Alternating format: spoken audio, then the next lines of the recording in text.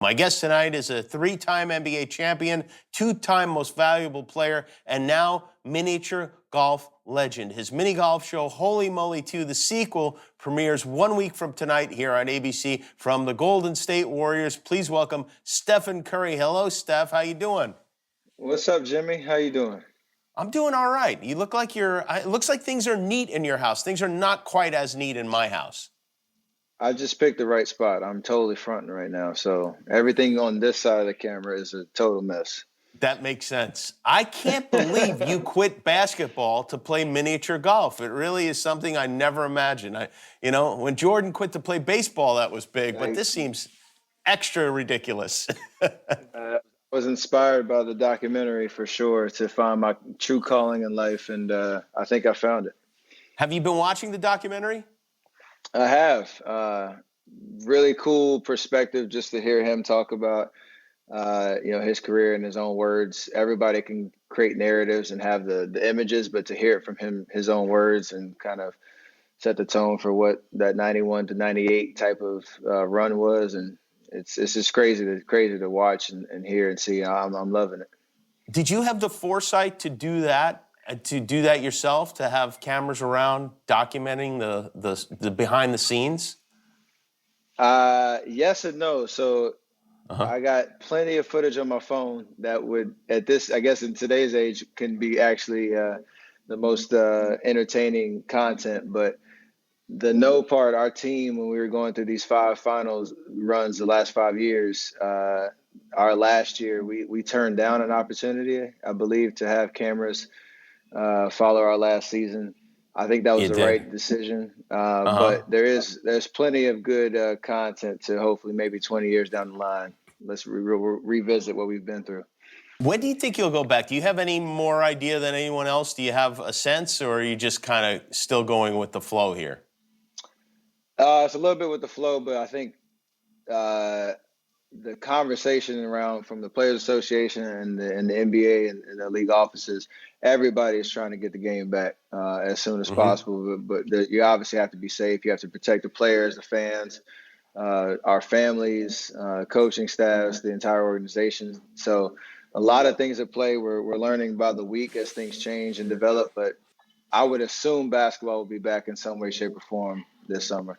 So let's say it does, and let's say they say, okay, we don't want to have 15,000 people in an arena. We just want to have the players, just the guys on the court. I was wondering about, like, when you talk to each other, will we be able to hear that? Will we be able to hear the trash talk? It seems like it could potentially be better without the fans there. It would be raw. I think everybody has like those mics on their jerseys sometimes, and they'll play like the inside tracks or whatever. But this would take it to a whole nother level of just pure insanity of what we say on the court, what that trash talk that happens, even myself taking part in it. But I think everybody, from whether you're on the court, on the bench, all the nonsense, like that might be something that's really appealing from a fan perspective to get real up close and personal with what we do on the court. Who on your team would get bleeped the most? That's not even a question. Me. No, I'm just oh, really? Nah. I mean, obviously everybody knows Draymond loves to talk, and he's an expert trash talker. Like, I don't just say he's just a trash talker. Like, he's on another level of his material is phenomenal. So. Yeah, he could have a Netflix special while he's playing basketball. That would be something. That's how you get to bang for your buck. Open up opportunities from the game for sure. I was reading a story about your family, about your dad, and about your grandpa.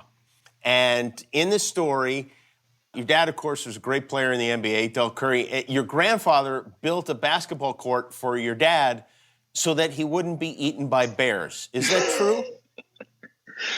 That is true, but it sparked an entire 16-year NBA career. He put a basketball hoop up on a light pole in Shenandoah Valley, Virginia, where my dad grew up. And so my dad was he had 4 older sisters. So whenever my grandparents went to work, my aunts would all lock my dad out the house. And so he had no choice but to just get shots up on this makeshift basket, which turned him into one of the greatest sharpshooters of all time. So if that's what it took, and he kept the Bears away, and it's definitely a pretty cool setup they had. And he was never mauled or eaten by a bear, which is he made it through, and he got his reps up. He worked on that perfect jumper. So I don't think the jumper would have saved him from any attack like that, but thankfully it didn't happen. What is the court situation like at your house? Do you have a big professional caliber basketball court? No, I have some pavers in my driveway and a makeshift basket that I assembled myself right when the quarantine happened, which is kind of crazy. I think probably most people assume that NBA players have a court or a hoop or something. I didn't, but now I do. So I have I can get shots up. Let's put it that way. I can get shots up. Where did you get it? It came in a box to your house and then you built it? Absolutely. Wow, you're a real craftsman. This show, holy moly, this is the second season of the show. You love this, right? You get a real kick out of this, miniature golf. I do. I mean, I've obviously played it myself, but this takes it to a whole nother level in terms of the insanity, the comedy.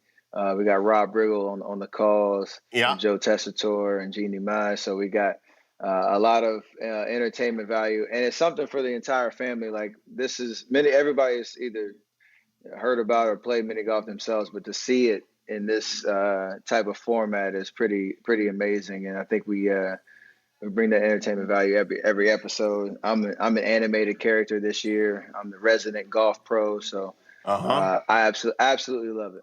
You posted a video of yourself making a trick shot here. Let's take a look at this video here now. Here we go. This is in your house. Oh, and into the. How many times did it take before you made that? That was, I think, the fourth attempt. But as you know, with all these shows and these type of this content situation, I did it in the fourth attempt. I tried to redo it, and it took me like 100. So really? I've got a big spectrum of attempts on that one. You want to try it right now? Do you want to see if you could do it live with all the pressure on? That's when you're at your best. That is when I'm at my best, and I'm actually dressed in my golf clothes, so I might as well. Great. All right, let's do it. How far away are you from your setup? I'm like 10 feet away, so we okay, great. Not too far. I can actually like take you. Beautiful. To the setup. All right, here we so, go. You know what I'm saying? Here we go. So I'm over here by my front door, as you can see. So I have a little setup here. Can you see me? I can see you. Everything looks great. All right, here we go. Right. See, here's my cup right here. Let's see if I can do it. Into the cup. A little right. So. Okay. Here we go. All right. Now I'm dialing it in. I'm getting my tiger on. Ooh, that was it. Oh. I got to tell you right now, I'm so excited because I haven't seen sports in so long. I'm just enjoying watching this. Can Vegas bet on this? There's nobody in Vegas. There's no one left. Some odds? There's no one to bet. It's empty. Here we go. I'm blaming it on the pink ball. It's not me. Yeah, what is that, a ping pong ball, or what do you got there? It's an actual indoor, I don't even know what you call it. Oh! That's it! It's in there! That's it! Yes! I got my fix. Well done. Stephen Curry. As you can see, there's a pin. You did it. Well, every night I've been making a donation to charity. Stephen has selected Eat, Learn, Play. This is a foundation you and your wife Aisha started. Go to eatlearnplay.org to learn more and watch Stephen on Holy Moly a week from tonight. Thank you, Stephen Curry. When we come back, our healthcare hero of the week. Yes! Jimmy Kimmel Live. This is ridiculous.